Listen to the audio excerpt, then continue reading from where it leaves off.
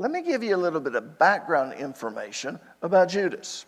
Judas, of course, was one of the 12 disciples. Now, for those of you who grew up in church, you know that shortly before Jesus preached the Sermon on the Mount, he chose 12 disciples. All of the disciples were from the area of Galilee with the exception of one. Who was the one? Judas.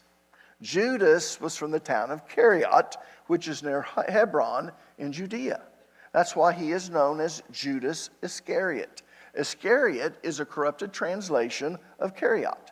You see, in Christ's day, you usually referred to someone by their name and where they were from or whose son they were.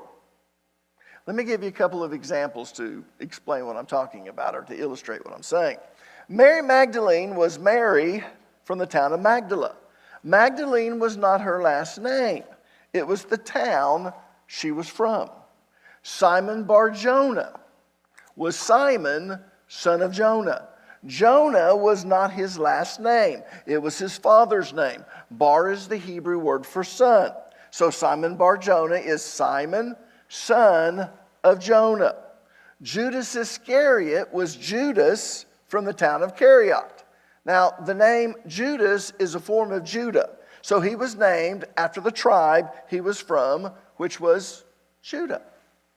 Now, of course, we know that Jesus was from what tribe? Judah.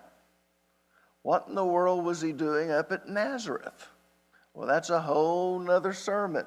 But there was a group of people called Davidites that left when Antiochus Epiphanes came in, and they started all of the persecution of the Jews.